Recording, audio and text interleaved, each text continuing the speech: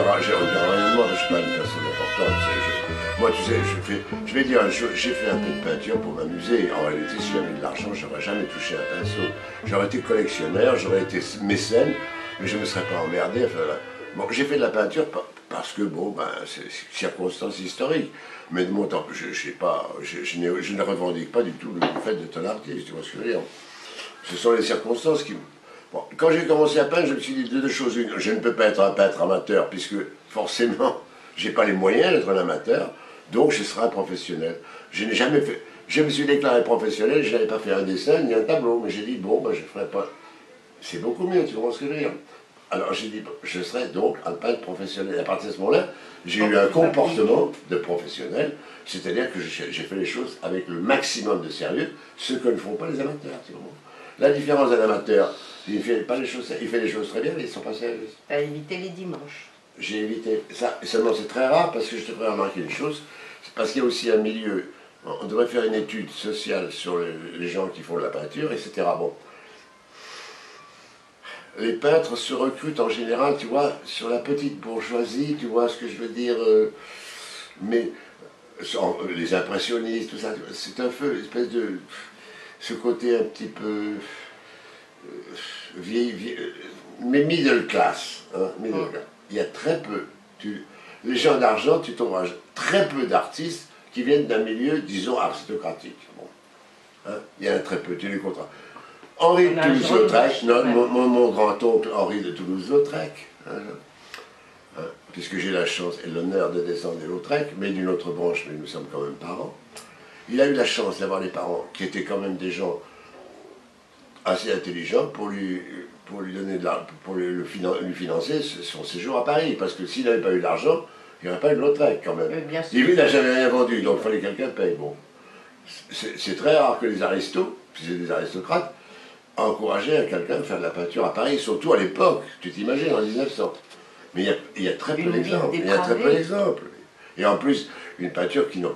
Quand tout ça, quand il est mort, ils se sont trouvés avec des tables, des scènes de bordel et tout. Qu'est-ce qu'ils ont pu faire?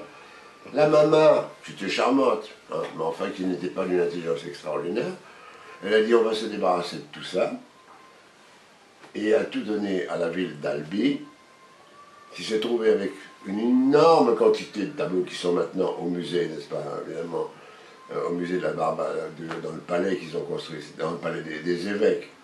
Parce qu'avec le goût français merveilleux, ils ont mis les scènes de bordel de Toulouse-Lautrec dans le palais des évêques d'Albi du XIVe siècle.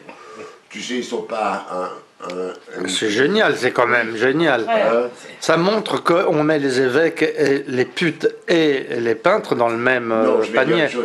Non, d'accord. Seulement, ce cadre du XIVe siècle, c'est un palais gothique, si tu veux, magnifique. Bon. Ils avaient assez d'argent pour faire... Lautrec, c'est toute une époque, c'est 1900, c'est tout ça, c'est Montmartre, etc. Il fallait faire un musée, c'est tellement facile, pas tellement facile, avec un bon architecte, on pouvait faire une reconstitution. Par exemple, ce qu'ils ont démoli à Paris, le siècle Médralon, tu comprends ce que je veux dire? Au lieu de ça, ils prennent... Non. Quand tu es dans une salle gothique du XVe siècle, qu'est-ce que tu veux? Je trouve que ça n'apporte pas grand-chose d'avoir des salles de bordel de Montmartre, tu comprends? Il y a un décalage qui n'est pas de très bon goût. Voilà. Non, c'était pas par hasard. Si, c'était par hasard. Enfin, le hasard n'existe pas. Le mot du hasard, c'est une imbécilité, ça n'existe pas. C'est parce que, bon, il faut remonter, si tu veux. Quand on dit le hasard, c'est parce qu'on ne connaît pas l'origine d'un événement. Alors on dit un événement s'est produit par hasard, parce qu'on ne connaît pas l'antécédent. Tu comprends bien? Mais si tu remontes chaque événement que tu dis le hasard, il a une filiation, tu peux remonter, quelquefois c'est une filiation très ancienne, il n'y a pas de hasard. Chaque chose est liée de tout temps, et comme ça, rien n'est indépendant. Chaque chose a un lien partout. Ça, oui, mais toi, alors quel hasard t'a amené à fréquenter Bellemare? Le hasard, c'est que j'allais dans des librairies pour acheter des bouquins, parce que je m'intéressais un peu, comme les jeunes gens un peu curieux, tu m'en mettais dans un pays pourri, j'allais dans une librairie. Et puis tout d'un coup, dans cette librairie, il s'est trouvé que Bellemare avait fait des illustrations je crois que c'était pour les Fleurs du Mal, qui n'ont jamais été éditées d'ailleurs. Et là, il y avait une secrétaire qui était là, qui est devenue mon amie, et par la suite qui est devenue mon épouse. parce que je l'ai épousée quelques années, 20 ans, ou 30, non, 50 ans après. Ah, ça fait beaucoup quand même. Non, mais le temps est une invention des Occidentaux. C'est Umberto Eco qui a dit ça. Hein. Donc il n'y a pas. Non, peu importe. Alors, donc, alors à ce moment-là, belle-mère qui était bon, qui traînait un peu comme ça, ben, j'ai rencontré. Moi, je m'intéressais à l'art. Donc tous les gens qui faisaient de la peinture, il n'y a pas que belle-mère qui m'intéressait. Il y avait plein d'artistes qui étaient mauvais, si tu veux, mais qui faisaient de la peinture, je m'intéressais. Et puis j'allais aux Beaux-Arts aussi, tu comprends. J'allais aux Beaux-Arts le soir pour apprendre à dessiner. Évidemment, c'est normal. À l'école du soir, parce que dans la journée, je n'avais pas les moyens. Le soir, j'allais à l'école. Donc je m'intéressais à l'art. Alors quand j'ai connu belle-mère, évidemment, j'étais pas très enthousiaste sur son travail, parce que ça ne correspondait pas du tout à mes goûts, etc. Mais c'est moi j'ai compris que c'était quelqu'un de très intelligent, et j'ai été fasciné par son intelligence. Et à ce moment-là, évidemment, je suis devenu un disciple inconditionnel. Mais pas de son art, mais de son intelligence. Parce qu'en réalité, il faut bien distinguer. Le travail de belle-mère est trop personnel pour qu'on puisse être un disciple, un élève de belle-mère. On ne peut pas être un élève de belle-mère. Au sens, si tu veux, de son œuvre. Comme on est un élève, comme les gens étaient élèves d'un maître autrefois, on faisait à peu près la même chose que le maître. On ne peut pas faire la même chose que belle-mère, c'est pas possible. Mais par contre, ce que ma belle-mère m'a tout fait comprendre, ben, évidemment, c'est l'automatisme, c'est sur la ligne, etc. Que je connaissais un peu, mais à partir de... Entre connaître une chose à travers un livre et connaître quelqu'un qui le pratique, c'est complètement différent. Voilà.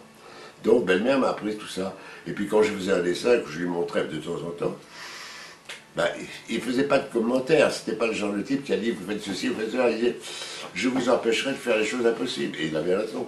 Parce que quand une chose qui ne lui plaisait pas, il ne disait rien, mais je voyais que rien que dans son visage, que la critique se faisait uniquement par une petite, pas une grimace, mais disons une retenue. C'est comme ça, d'un air un peu, disons, pas dégoûté, mais un peu indécis. Ça suffisait pour moi pour comprendre que c'était une merde. Alors j'avais plus qu'à le déchirer.